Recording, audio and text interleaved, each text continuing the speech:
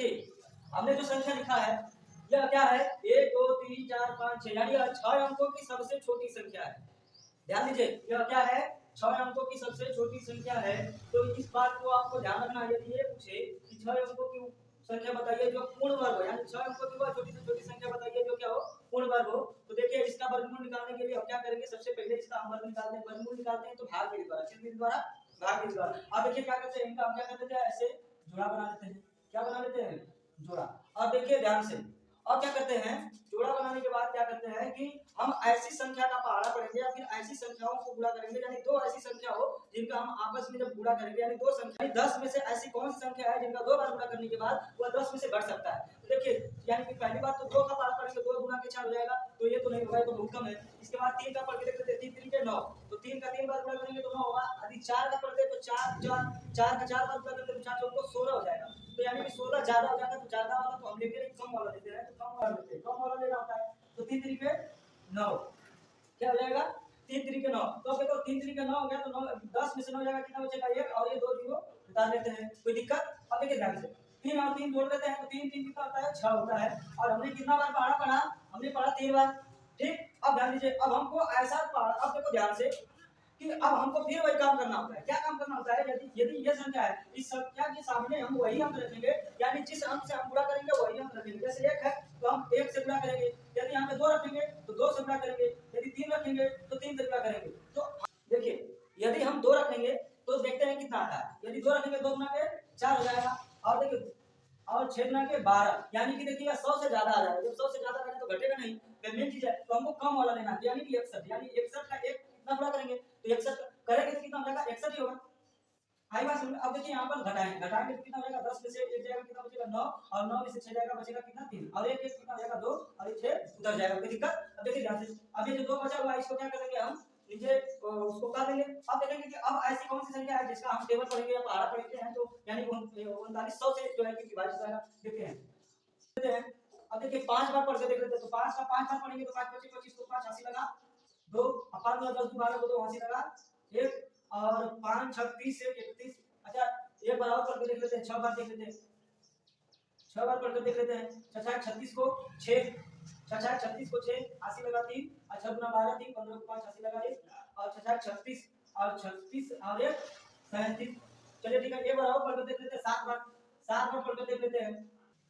7 बार पढ़ के 7 7 49 हो जाएगा, 80 लगा 4, और 7 गुना 14 14 4 14 4 18 18 को 88 लगा 1, और 6 7 42 42 से 43।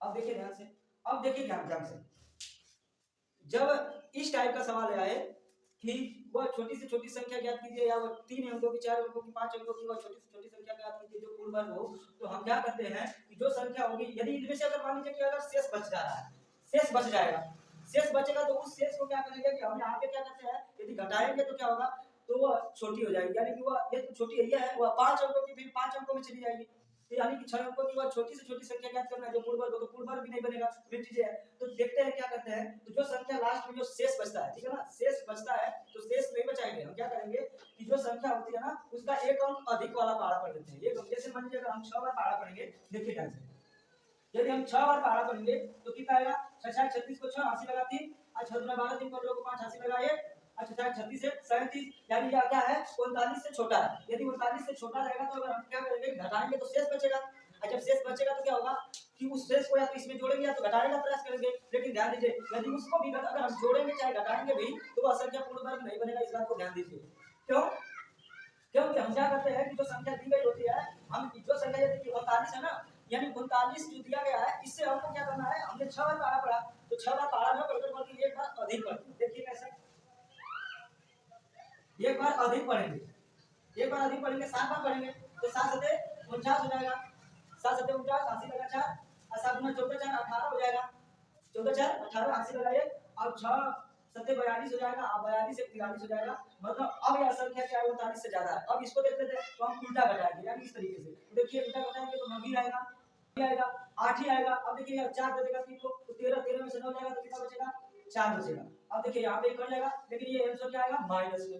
अब ये माइनस में आएगा। अब ध्यान दीजिए, अब इसको क्या करेंगे, इसमें हम क्या करेंगे ऐड कर देंगे, यानी क्या करेंगे ऐड कर देंगे। देखिए ठीक है, अब ऐड करेंगे, इसमें कितना ऐड करेंगे 489, तो ये 9 आ जाएगा, 8 आ जाएगा, 4 आ जाएगा, 0 0 बन जाएगा। देखिए 6 अंकों की है कि नहीं, देखिए 2 2 4 6, यानी कि 6 अंकों की बहुत छोटी छोटी संख्या है जो क्या है पूर्ण वर्ग है। क्लियर, इतना समझ में आया ना।